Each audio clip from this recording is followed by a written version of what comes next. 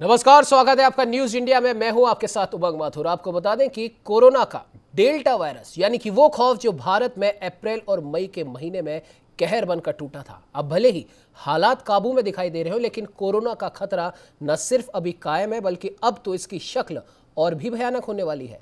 जी हाँ, ये खतरा है कोरोना वायरस में हुए नए बदलाव का, जिसे कोरोना का डेल्टा प्लस वेरिएंट कहा जा रहा है। महाराष्ट्र में पहली बार मिला डेल्टा प्लस वेरिएंट महज कुछ ही दिनों में देश के आधे हिस्से में अपनी मौजूदगी दिखाने लगा है। आपको बता दें कि देश भर में कोरोना वायरस के डेल्टा प्लस वेरिएंट के अब तक कुल 51 मामले सामने आ चुके हैं और इसके साथ ही अब तक इस वेरिएंट से संक्रमित 3 लोगों की मौत भी हुई है। महाराष्ट्र, गुजरात, कर्नाटक, तमिलनाडु, मध्य प्रदेश और राजस्थान में भी डेल्टा प्लस के केस सामने आए हैं। कोरोना वायरस के डेल्टा वेरिएंट के सबसे ज्यादा 22 मामले महाराष्ट्र में पाए गए हैं, जिसके बाद कोरोना वायरस के नए वेरिएंट डेल्टा प्लस ने लोगों की चिंता बढ़ा दी है।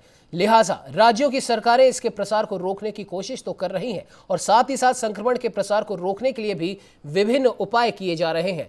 राज्य सरकारें एक बार फिर से प्रतिबंधात्मक कदम उठाने पर मजबूर हो गई हैं, तो वहीं दूसरी तरफ वैक्सीनेशन को लेकर भी काफी तेजी यहां पर दिखाई दे रही है, क्योंकि चिकित्सकों का भी मानना है कि जितनी जल्दी देश की आबादी वैक्सीनेट होगी उतना ही खतरा कोरोना के इस नए वेरिएंट का कम होगा। क्योंकि स्टडीज में यह सामने आया है कि भारत में निर्मित कोविशील्ड और कोवैक्सीन कोरोना के इस डेल्टा प्लस पर काफी हद तक दूसरी अन्य वैक्सीन के मुकाबले असरदार है।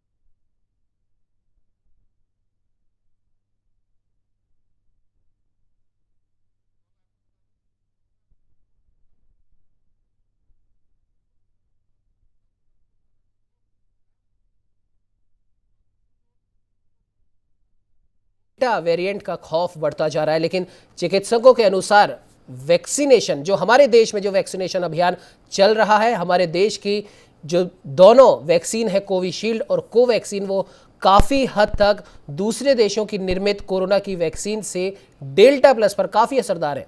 खैर, इस पर बात करने के लिए हमारे साथ उत्तराखंड की राजधानी देहरादून से संवाददाता विशाल गर्ग जुड़ चुके हैं।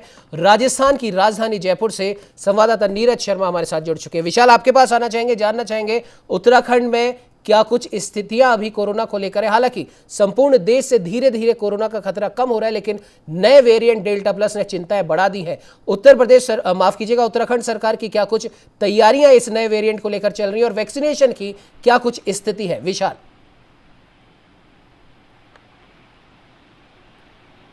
देखिए उमंग, क्योंकि जिस तरह से तीसरी लहर का अंदेशा जताया जा रहा है और कहा जा रहा है कि ये डेल्टा प्लस जो है उसको लेकर भी तैयारियां क्योंकि करनी है, तो उसको लेकर के तमाम जो तैयारियां हैं यहाँ पर देखने को मिल रही है। बात करें अगर मुख्यमंत्री तीरथ सिंह रावत लगातार इसकी मॉनिटरिंग भी कर रहे हैं, वो तमाम अधिकारियों को दिशा निर्देश भी दे रहे हैं।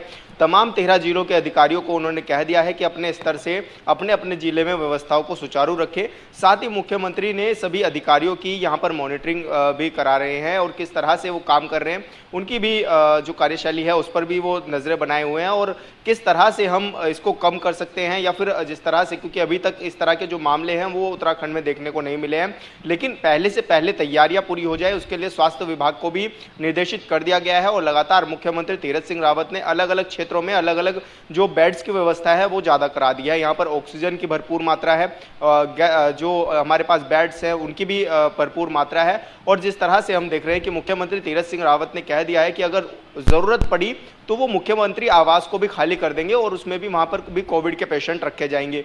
तो ऐसे में कहा जा रहा है, और देखिए जिस तरह से यहाँ के लोग भी इस चीज़ को समझ रहे हैं और जागरूकता की जो चीज़ें हैं वो लोगों में आने लगी है देखने को। अब कहीं ना कहीं कहा जा सकता है कि तैयारियां सरकार पूरी कर रही है अपने मंत्रियों के साथ मिलकर के, अधिकारियों के साथ मिलकर के।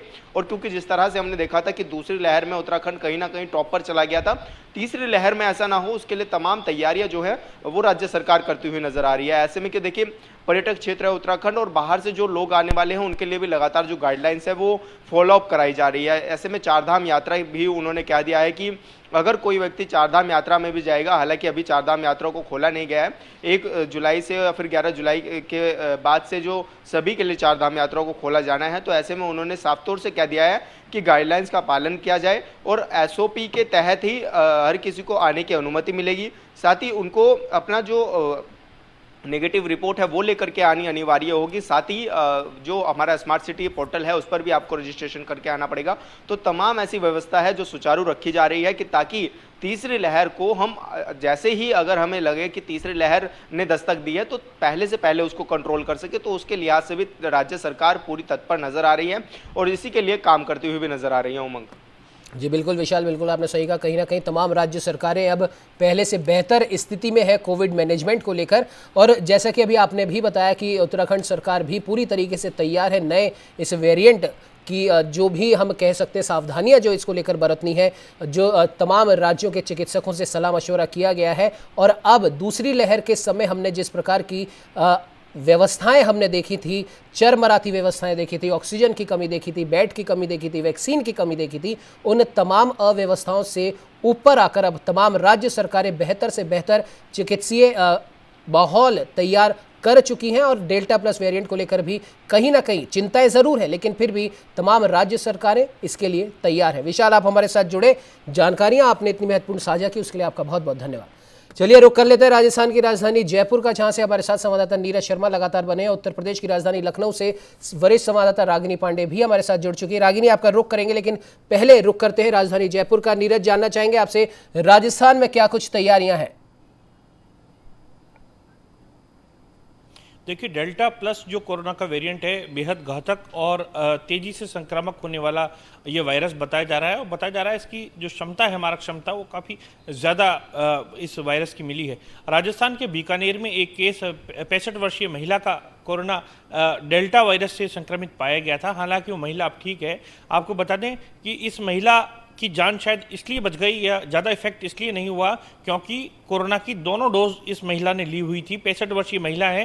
पहली जो डोज थी वो अप्रैल महीने के अंदर लगी थी और दूसरी जो डोज है वो 10 मई के आसपास जो है उनको लगाई गई थी। लेकिन ये दोनों डोज लेने के बावजूद भी 1 जून को उनको कोरोना पॉजिटिव रिपोर्ट उनकी आई।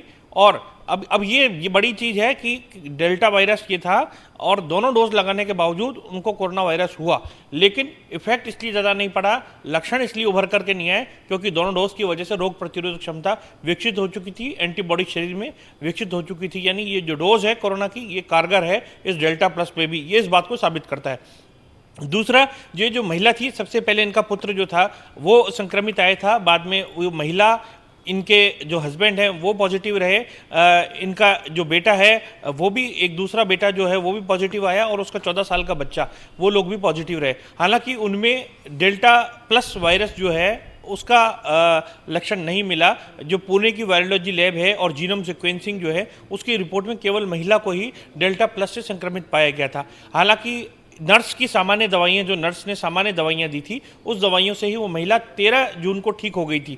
लेकिन इसके बावजूद लगातार उस महिला के आसपास का जो क्षेत्र है, बंगला नगर जिसे कहते हैं बीकानेर का, उसके आसपास के क्षेत्रों में लगातार कॉन्टैक्ट ट्रेसिंग की जा रही है।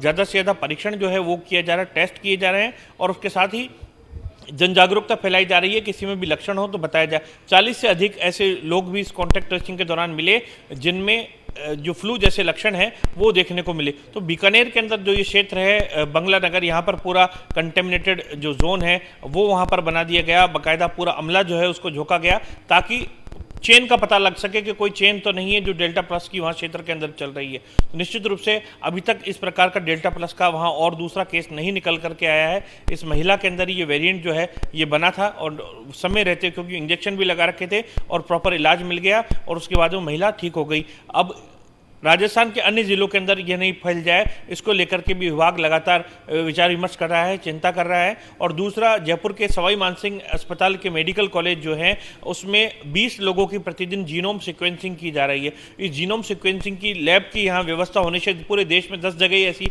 जीनोम सीक्वेंसिंग लैब है। पहले सैंपल दिल्ली या फिर पुणे की वायरोलॉजी लैब में भेजने पड़ते थे। इससे ही पता लग सकता है कोरोना का कौन सा वेरिएंट है। डबल म्यूटेशन के बाद में जो जीनोम सीक्वेंसिंग है, इससे पता लगता है कि कौन सा वेरिएंट है। डेल्टा प्लस जो है उसको ज़्यादा खतरनाक इसलिए माना जा रहा है कि 2 से ज़्यादा इसके अंदर वेरिएंट जो है वो मिक्स होकर के और उनका ये कॉकटेल बन गया है। ये ज़्यादा खतरनाक इसलिए क्योंकि ये तेज़ी से संक्रामक है। इसकी क्षमता जो है सामान्य कोरोना से कई ज़्यादा गुना जो है वो बताई जा रही है कि सामान्य कोरोना से कई गुना ज़्यादा ये तेज़ी से संक्रामक होता है और 3 से 5 दिन के अंदर लोगों के लंग्स जो हैं इसको पूरी तरीके से डैमेज कर देता है। 95% तक लंग्स डैमेज हो जाते हैं और आगे चलकर रोगी की मृत्यु भी हो सकती है। इतना ज़्यादा खतरनाक है। तो निश्चित रूप से इसको लेकर के सावधानी बरती जा रही है। बाकायदा जो अलर्ट पर जो है केंद्र सरकार ने कर दिया है, क्योंकि देश के अंदर 51 ऐसे मामले जो हैं डेल्टा प्लस के मिल चुके हैं। सभी राज्यों को केंद्र सरकार ने अलर्ट भेजा है और यह भी बताया है कि इस डेल्टा प्लस वायरस के चलते जो है कोरोना की वैक्सीन लगाने के बावजूद भी लोगों को ये वायरस हो रहा है। तो ये बड़ी चिंता की बात है कि संक्रमण जो है वो लोगों के अंदर आ रहा है। हालांकि जिनकी इम्यूनिटी अच्छी है, जिनकी इम्यूनिटी बूस्टअप है, उन पे ज़्यादा इसका प्रभाव नहीं पड़ पा रहा, लेकिन ये चिंता की बात है कि संक्रमण हो रहा है। और बहुत सारे ऐसे लोग होंगे जिनकी ज़्यादा इम्यूनिटी अच्छी नहीं होगी, तो उनके लिए ये घातक भी हो सकता है। दूसरा, समयबद्ध रूप से उपचार नहीं लिया गया तो एक चिंता की बात हो सकती है। लगातार कॉन्टैक्ट ट्रेसिंग की बात हो रही है। दूसरा, जिस तरीके से अनलॉक की प्रक्रिया अपनाई गई है, मॉडिफाइड लॉकडाउन लागू किए गए हैं। अभी भी राजस्थान के अंदर हम देखेंगे वीकेंड कर्फ्यू सरकार ने लागू रखा है। शायद यही वो कारण है कि वीकेंड कर्फ्यू और रात्रिकालीन कर्फ्यू जो है उसको बरकरार इसलिए रखा गया है कि कहीं ऐसा नहीं हो अचानक उमड़ करके जो भीड़ है वो निकल जाए और ये जो वायरस हैं, इस प्रकार के वायरस बढ़ जाएं, या फिर ये डेल्टा का जो नया केस जो आया है प्लस का, ये बाहर से नहीं आ जाए। इसके लिए भी सावधानी बरतने की कोशिश सरकार की ओर से की जा रही है और लगातार जीनोम सीक्वेंसिंग के माध्यम से सैंपल लेकर के पता किया जा रहा है कि कहीं पर ये डेल्टा प्लस के केसेस ना मिल जाए, जो कि ज़्यादा घातक है। अब बताया ये भी जा रहा है कि अगले 2 से 3 महीने के अंदर जो है एक नई लहर, जो तीसरी लहर है, उसकी संभावना जागी हुई है कि वो आ सकती है। और कई ऐसे सर्वे हुए हैं, उसके अंदर बताया गया है कि तीसरी लहर आ सकती है। तो उसके संभावित क्या क्या प्रिकॉशन हो सकते हैं। सबसे बड़ी उपचार जो है वो यह हो सकता है कि पहले से लोगों को वैक्सीन लगा दी जाए। और विभिन्न देशों के सर्वे में भी ये बात आई है, 20% से अधिक जहां पर लग गया वहां कोरोना का प्रसार कम हुआ, और जहां 70% पूरी तरीके से टीकाकरण हो गया, 70% लोगों आबादी को टीकाकरण हो गया, तो वहां जो है लॉकडाउन खोल दिया गया। यानी वहां पर कई देशों के अंदर, तो अमेरिका जैसे देश में मास्क भी हटा दिया गया, ताकि जो लोगों के अंदर है संक्रमण फैलने की संभावना अब 0 से 0 हो गई है, बहुत कम हो गई है। इजराइल देश ने सबसे पहले पहल की थी 100% अपनी आबादी को वैक्सीनेट करके। हालांकि आबादी वहाँ की कम है, लेकिन वैक्सीनेट करके उन्होंने एक मैसेज दिया, दुनिया के सामने उदाहरण पेश किया कि हम पूरी तरीके से अब ये कोरोना से मुक्ति का ऐलान करते हैं। और मास्क जो है, मास्क फ्री अपनी कंट्री को कर दिया। उसके बाद अमेरिका ने उसके पद चिन्हों पर चलते हुए कंट्री को मास्क फ्री कर दिया, और वहाँ बाकायदा नए साल जैसा जश्न भी मनाया गया कि कंट्री जो है कोरोना से मुक्त हो गई है। तो इस प्रकार का जश्न जो है वो वहाँ पर मनाया गया। और लेकिन साथ में ये प्रिकॉशन रखा गया है, बाहर से कोई लोग आते हैं तो बाकायदा ये ध्यान रखा जाता है कि उन्होंने कोरोना के टीके लगा रखे हैं, बाकायदा सर्टिफिकेट जो हैं वो चेक किए जाते हैं। भारत में भी इसकी आवश्यकता है कि बाहर से कोई व्यक्ति यदि आता है बिजनेस के पर्पज से भी, तो भी उसके बाकायदा कोरोना की डोज लगाने के सर्टिफिकेट हों, उनकी जांच जो है अनिवार्य रूप से की जाए। और एक राज्य से दूसरे राज्य के अंदर जो लोग चले जाते हैं तो उनकी बाकायदा सर्टिफिकेट उनके पास में होना चाहिए कि कोरोना का सर्टिफिकेट है, टीके लगवा रखे हैं। अब सरकार को इसको ऐच्छिक नहीं, इसको मैंडेटरी करना चाहिए। ये एक बड़ा कदम होगा, क्योंकि अभी तक परीक्षण के आधार पर सरकार ने कर रखा है कि ट्रायल चल रहा है, लेकिन ट्रायल जब इतनी बड़ी आबादी के ऊपर लग गया है टीका और उसके कोई विशेष दुष्परिणाम निकल करके सामने नहीं आए हैं, ऐसे में सरकार को इसको अनिवार्य कर देना चाहिए, क्योंकि कोई व्यक्ति अन्य लोगों की जान जो है वो खतरे में नहीं डाल सकता। और ये जब पता चल रहा है कि इस टीका लगाने के बाद लोगों की जान सेफ हो रही है, अन्य लोगों के अंदर भी संक्रमण फैलाने का खतरा जो है वो कम हो रहा है। दूसरा, मरीज की खुद के लिए, व्यक्ति के खुद के लिए जो है वो स्वास्थ्यवर्धक है, यानी कि उसकी इम्यूनिटी को बढ़ाता है। ऐसे में इसको अनिवार्य कर देना चाहिए और इस पर जो भी परीक्षण करना है जल्द से जल्द वो फॉर्मेलिटीज़ पूरी करानी चाहिए,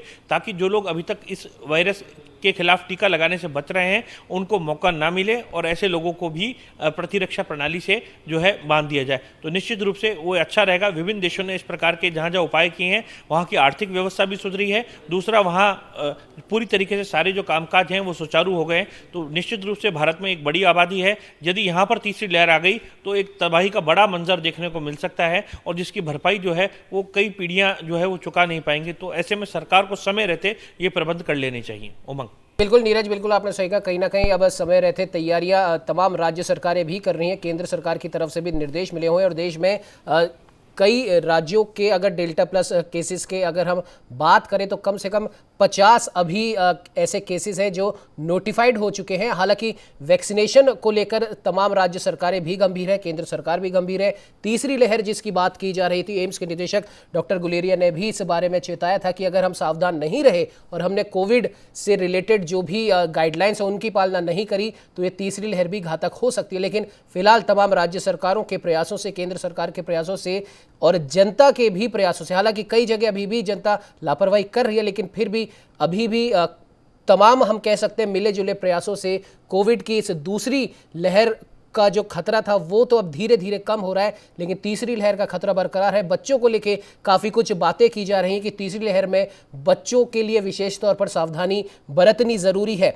हमारे साथ में इसी विषय पर जानकारी देने के लिए डॉक्टर सौमिल गौड़ हमारे साथ में जुड़ चुके हैं, बाल रोग विशेषज्ञ हैं। सौमिल जी, बहुत बहुत स्वागत है न्यूज़ इंडिया में। धन्यवाद जी।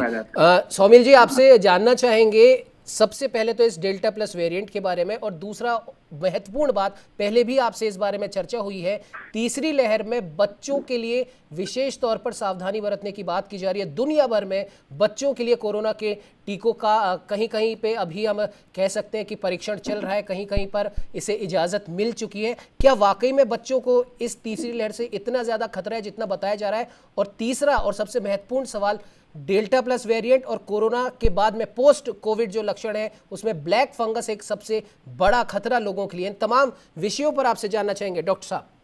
हाँ जी, आपका बहुत बहुत आभार और सभी भारतवासियों को मेरा प्रेम।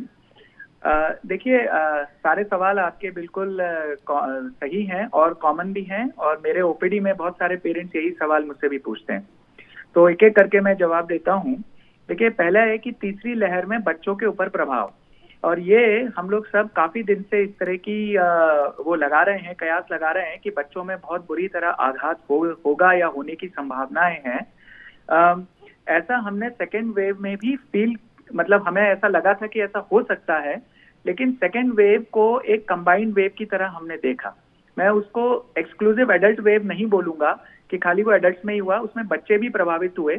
और जो हमारा उस समय जो वायरस एक्टिव था 167 B167, उस वायरस ने दोनों को नुकसान पहुंचाया, लेकिन बच्चों में मिनिमम टू मिनिमम कुछ ज्यादा नहीं हुआ। बच्चे बहुत अच्छे से निकले, और हमारे हॉस्पिटल में भी या विभिन्न मेरे देश के जितने दोस्त हैं, जो पीडियाट्रिशियंस जो हैं, हमारी बात होती रहती है, वार्ता होती है, हमें समझ में आया कि बहुत ही कम बच्चे थे जो कि आईसीयू में पहुंचे या जिनको ऑक्सीजन की जरूरत पड़ी। तो अगर यही वेरिएंट रहा तो अभी भी हमारे बच्चे सेफ हैं। फर्स्ट वेव का जो वेरिएंट था वो भी, उसमें भी बच्चे सेफ थे।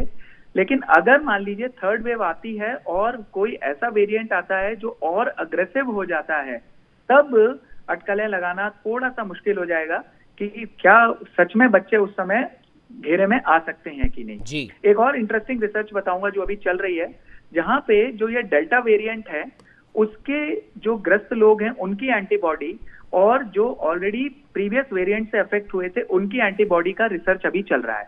उस रिसर्च से ये पता चलेगा कि क्या वायरस का वेरिएंट बदलने के बाद उनकी एंटीबॉडी का भी वेरिएंट बदल गया है क्या, या जो पुरानी एंटीबॉडी है क्या वही हमें उससे बचा ले जाएगी।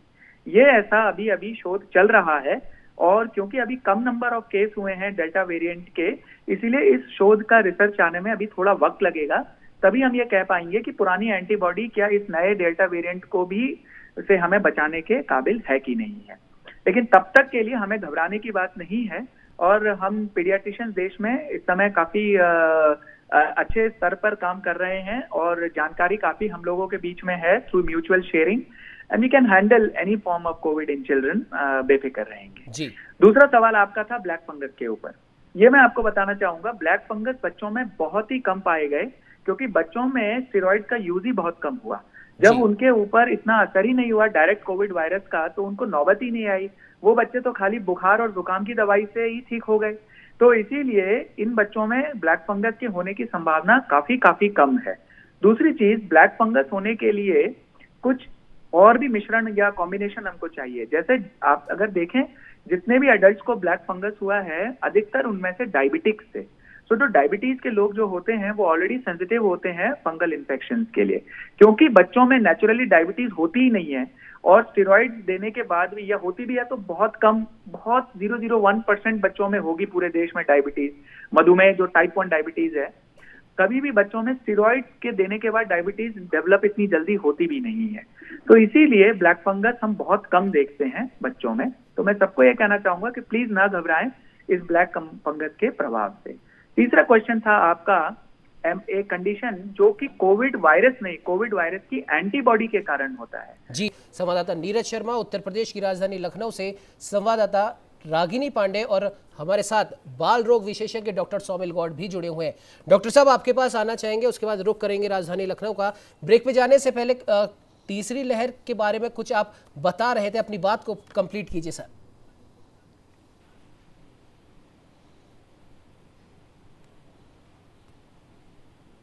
जी, मेरी आवाज सुन पा रहे हैं आप? हाँ जी, मुझे आपकी आवाज आ रही है। जी, आपको मेरी आवाज आ रही है? जी बिल्कुल आ रही है सर। हाँ जी, तो तीसरी वेरिएंट, ये जो तीसरी लहर है, इसमें ये कयास है कि बच्चों को इफेक्ट हो सकता है, लेकिन अभी तक जो हमारे पास वेरिएंट्स हैं वो बच्चों में घातक नहीं रहे और खाली जुकाम बुखार बना के ही चले गए। और अभी जो थर्ड डेल्टा वेरिएंट है उसका एनालिसिस हो रहा है, उसके प्रति जो एंटीबॉडीज हैं जो नए लोगों में बन रही हैं वर्सेस जो एंटीबॉडी पुराने लोगों में बनी हुई है पुराने वेरिएंट से, उनका शोध चल रहा है। उस शोध के निष्कर्ष पे हमें पता चल जाएगा कि पुरानी एंटीबॉडीज हमारे को बचाने लायक है कि नहीं। लेकिन ऐसा लग नहीं रहा, इतना एग्रेसिव वेरिएंट है ये बच्चों में अभी तक, लेकिन आने वाले समय में पता चलेगा। और दूसरी बात, मैंने आपके ब्लैक फंगस के बारे में बताया था कि वो बच्चों में होने की संभावना बहुत कम है, क्योंकि बच्चों में मधुमेह यानी डायबिटीज नेचुरली होने की जो संभावना है वो काफी कम होती है। स्टेरॉइड भी बच्चों को इतनी जल्दी मधुमेह नहीं देते हैं। बच्चों में एडल्ट्स की तरह मोटापा यानी ओबेसिटी नहीं होता है। तो इसीलिए बच्चे भले ही कोविड में आ जाएं, लेकिन उनको ब्लैक फंगस इतनी आसानी से नहीं होता। हाल ही में कर्नाटक में 2 बच्चे पाए गए थे जिनको कि ब्लैक फंगस था कोविड के बाद, लेकिन दोनों बच्चों में नेचुरली डायबिटीज भी थी, यानी वो मधुमेह के पहले के बीमार बच्चे थे, ग्रसित बच्चे थे, इसीलिए उनमें कोविड आया। इसीलिए हमको घबराने की बात नहीं है। तीसरी बात आपने बहुत अच्छी पूछी थी कि कोविड वायरस ने अटैक किया, बच्चे ठीक भी हो गए, लेकिन उसके बाद उनमें एक स्पेशल कंडीशन आ जाती है जिसको हम MIS-C कहते हैं, यानी मिस-C कहते हैं। ये एक छोटा वर्ड है, MIS-C। इसमें क्या होता है कि हमारे वायरस जब आक्रमण करता है शरीर के ऊपर, तो उसमें प्रतिरोधक एंटीबॉडी बन जाती है। ये जो प्रतिरोधक एंटीबॉडी है जिसका काम है वायरस से बचाना, ये हम सब चाहते हैं हमारे शरीर में बने, लेकिन यही एंटीबॉडी कुछ 2 महीने के भीतर कभी भी अचानक शरीर में अटैक कर देती है। यानी जो प्रकृति ने हमें बचाने के लिए बनाया, कई बार वही हमारे जो रक्षक है वही भक्षक भी बन सकती है। और वो जब बनेगी हमारी भक्षक, तो वो क्या करती है, वापस बुखार को जन्म देती है और शरीर में कुछ ऐसे चेंजेस करती है, जैसे लालिमा हो जाना, आंखों में रेडनेस आ जाना और बहुत बदन दुखना, कुछ ब्लड पैरामीटर्स चेंज हो जाते हैं।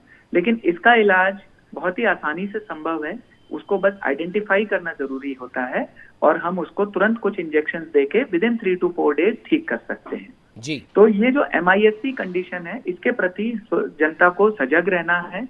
अगर जो बच्चे जिनको कोविड हुआ था ठीक हो गए, लेकिन 2 महीने के बाद उनको दोबारा फीवर आने लगे, या ऐसे बच्चे जिनको पता ही नहीं था कि कोविड है और अचानक ही उनको फीवर आने लगे और फिर उनका जब टेस्ट हो तो कोविड वायरस नेगेटिव होगा लेकिन उसकी एंटीबॉडी पॉजिटिव होगी, तो ऐसे बच्चों को मिस-C का इलाज अगर टाइम पे दिया जाए तो वो बहुत जल्दी ठीक हो जाएंगे। इसके लिए भी मैं ये कहना चाहूंगा पेरेंट्स को कि आप कभी घबराएं नहीं और आप पीडियाट्रिशियन से तुरंत परामर्श लें। और हमारे भारतवर्ष के सभी पीडियाट्रिशियन के बीच में ये जानकारी आ चुकी है और हम सब काफी सजग हैं तुरंत आइडेंटिफाई कर सकते हैं और तुरंत ही हम उसका इलाज और लाभ आपको पहुंचा सकते हैं। जी बिल्कुल। डॉक्टर साहब, एक सवाल और ये बनता है कि कई बच्चों में ये देखा गया है, या तो जन्म के समय या फिर कुछ एक आध साल बाद, 2.5 साल बाद या 3 साल के बाद में कई बच्चे निमोनिया से पीड़ित होते हैं, जो कि एक तरीके से देखा जाए तो इसे एक आम बात हम कह सकते हैं, क्योंकि हमारे देश के मौसमी जो परिवर्तन है उस हिसाब से भी, और कई हम कह सकते हैं खाने पीने में बरती गई असावधानियों की वजह से भी कई बच्चों में देखा गया है या तो जन्म के समय या जन्म के बाद में वो निमोनिया से पीड़ित होते हैं। ऐसे बच्चों के लिए क्या कुछ विशेष सावधानियां आप बताना चाहेंगे? जी देखिए, बहुत ही वाजिब और अच्छा सवाल है आपका कि अगर किसी बच्चे के अंदर निमोनिया पाने की टेंडेंसीज हैं, जैसे कई सारे कॉजेज होते हैं, उनके जो फेफड़े हैं उनकी आंतरिक संरचना ठीक से बन के नहीं आई है गर्भ से ही, तो उनके फेफड़े नेचुरली कमजोर हैं, या मान लीजिए उनके हार्ट में कोई प्रॉब्लम है जिसमें छेद होते हैं और उनको बार बार निमोनिया हो सकता है, या वो बच्चे जिनको निमोनिया नहीं बस उस एस्थमा जैसे कंडीशंस हो, तो ऐसे बच्चों में फेफड़ों पे अटैक होने का चांस है। और तब कोरोना अगर घुसेगा तो खाली जुकाम बना के नहीं छोड़ेगा, उनके लंग्स को फंसा लेगा और उनको मुश्किल देगा।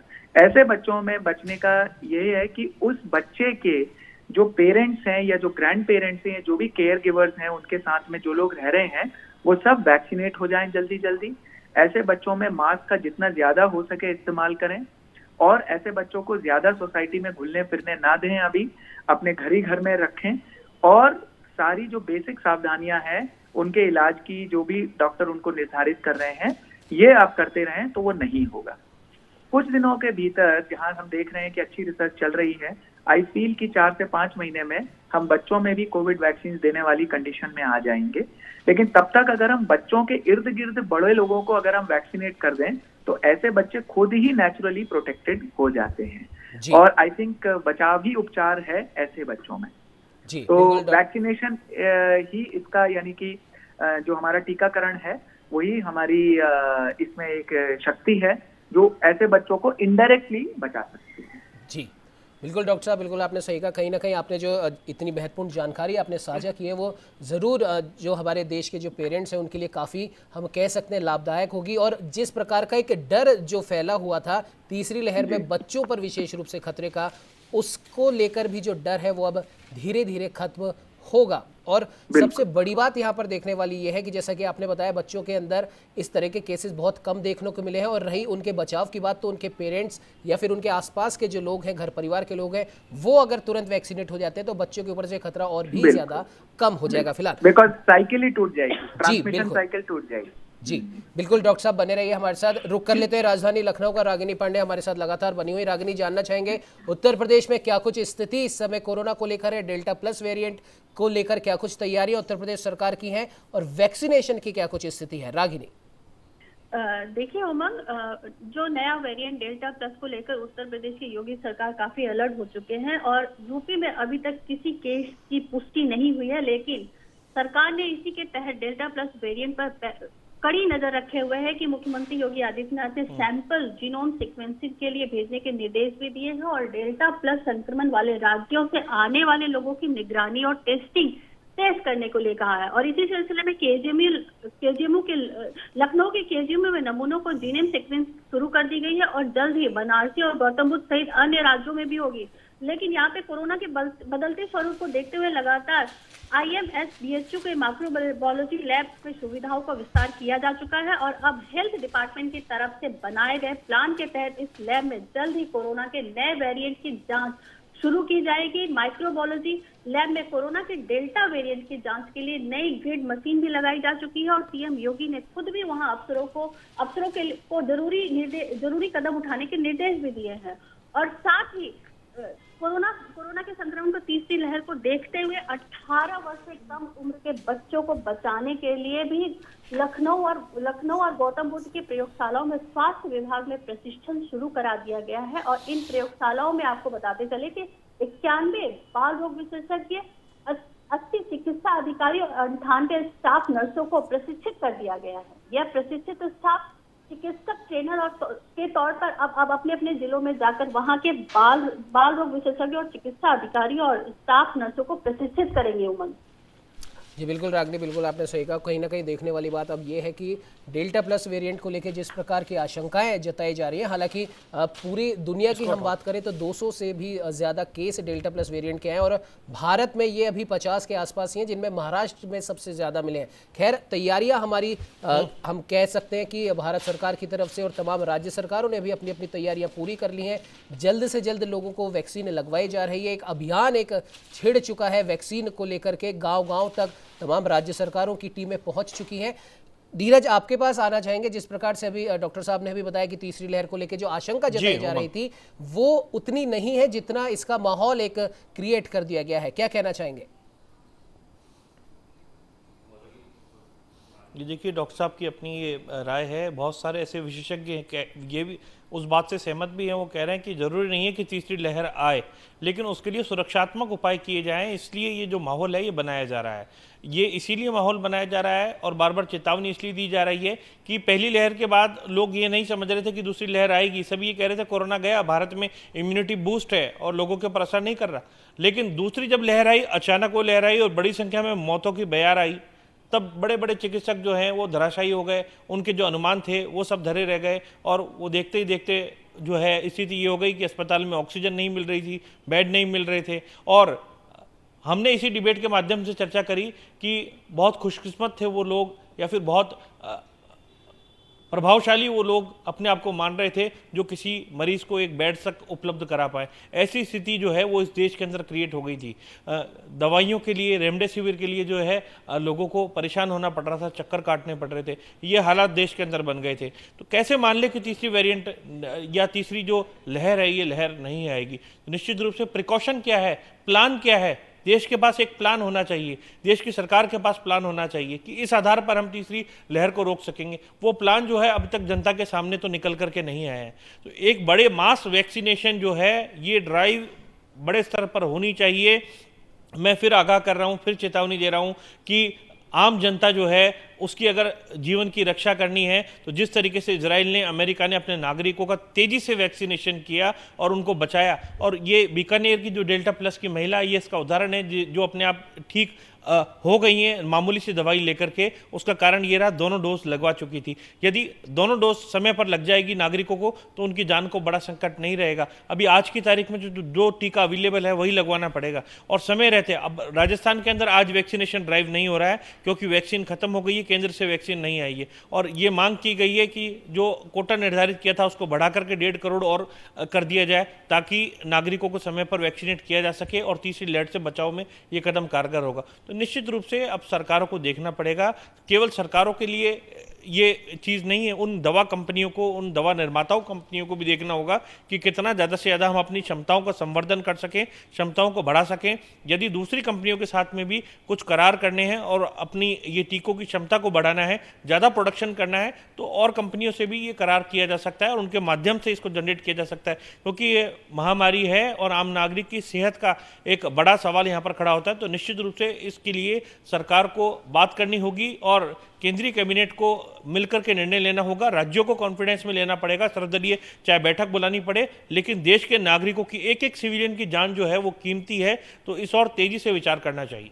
जी बिल्कुल नीरज, बिल्कुल आपने सही कहा। कहीं ना कहीं जैसा कि आपने कहा, पहली लहर के बाद में दूसरी लहर को लेकर लापरवाही बरती गई, उसी का नतीजा हुआ कि ये इतनी भयावह हो गई। खैर, तीसरी लहर के बारे में भी कहा जा रहा है कि सावधानी बरतनी बहुत ज़्यादा ज़रूरी है। एम्स के निदेशक डॉक्टर गुलेरिया ने भी कहा है कि अगर हमने कोविड गाइडलाइंस की पालना करनी छोड़ी तो हो सकता है तीसरी लहर भी खतरनाक बन जाए। लेकिन शुक्र है कि तमाम राज्य सरकारें भी इसे गंभीरता से ले रही हैं, इसीलिए इस गाइडलाइन की, कोविड-19 की गाइडलाइन की पालना कराई जा रही है ताकि तीसरी लहर उतनी ज़्यादा खतरनाक साबित ना हो। डॉक्टर साहब, आपके पास आना चाहेंगे, हालांकि समय इजाज़त नहीं देता है, फिर भी जाते जाते आपसे एक फाइनल कमेंट हम चाहेंगे।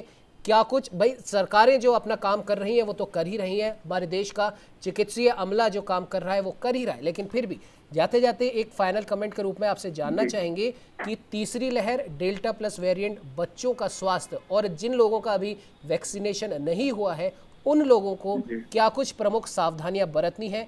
क्या उन्हें अपने खान पीन में भी कुछ बदलाव करना है? क्या कहना चाहेंगे? जी देखिए, सभी जो हमारे साथ जो जुड़े हुए हैं पैनलिस्ट, मुझे उनके विचार बहुत ही अच्छे लग रहे हैं। और सही बात भी बोल रहे हैं सभी लोग। और एक बात तो इसमें ये जरूर मतलब कुछ पॉइंट एक जरूर मैं रखना चाहूंगा आपके सामने, वो ये है कि अभी ये जैसे बताया साहब ने कि हम लोग सब सोच रहे थे कि ऐसा नहीं होगा और ये हम लोग सब इम्यूनिटी वाले हैं, ऐसा नहीं था।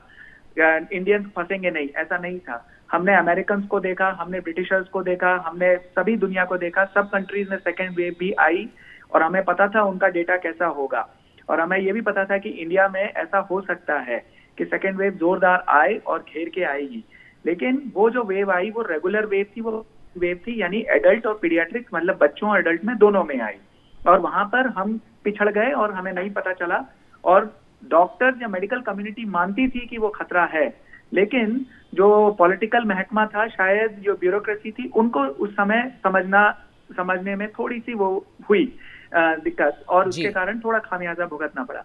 लेकिन अब मैं देख रहा हूं कि पॉलिटिकल महकमा भी जाग चुका है और काफी बंदोबस्त चल रहे हैं, जनता भी सावधान है, जानकारी है उनके पास, और शायद वो अब वो भूल खुद भी नहीं करेगी। तीसरी बात ये भी कहना चाहूंगा कि वेव की जब हम बात कर रहे हैं, मैं आपको एक हमारा चिर परिचित दुश्मन का नाम दूंगा जिसका नाम है डेंगू जी। और डेंगू पिछले 15-20 साल से वेव के रूप में आता है। हर जून जुलाई मानसून से शुरू होता है और दिसंबर जनवरी तक वो चलता है और खूब लोगों को घेरता है। अगर आप ध्यान से देखिए, दिल्ली में कितनी मौतें होती थी एक जमाने में, लोग भर भर के लाइन में लगते थे प्लेटलेट्स के, और उसमें क्या क्या नहीं त्राही त्राही मचती थी, अगर आप रिकॉर्ड उठा के देखें डेंगू डेथ। ठीक वैसे ही ये भी एक वायरस है। हमने तब भी लड़ाई लड़ी, हमने आज भी लड़ाई लड़ी। मेडिकल महकमा तब भी तैयार था लड़ने के लिए, हम आज भी तैयार है लड़ने के लिए। पॉलिटिकल महकमा अब जाग चुका है और वो भी तैयार है। हम सब मिलके इस रण में एक साथ हैं एक दूसरे के, और शायद एक साथ हम जुड़ेंगे जब, और अपनी आपसी सजगता और जागरूकता से अगर हम, और आप जैसे मीडिया में बहुत अच्छा योगदान दे रहे हैं लोगों में ये अवेयरनेस फैलाने में, तो जरूर हम इस जंग को जीतेंगे। बस मैं ये कहना चाहूंगा कि अत्यधिक भय ना रखें, इतना भी भय ना रखें कि हम इरेशनल चीजें करने लग जाएं। मैंने ये देखा है कि बच्चों को इतना बांध दिया जाता है, मतलब उनके ऊपर टॉनिक्स पे टॉनिक्स उनको पिलाए जा रहे हैं, उसको अनायास जरा सा जुकाम आया और उसको कुछ एंटीबायोटिक्स अपने आप ही पेरेंट्स शुरू कर देते हैं डर के मारे। तो ये जो भय का माहौल है वो इतना ना हो जाए कि लोग इरेशनल डिसीजंस लेने लगे। तो हमें एक सकारात्मक भूमिका निभानी है जहां पर भय है लेकिन एक्सेसिव भय भी ना हो, और ना हम पूरी तरह भयहीन हो।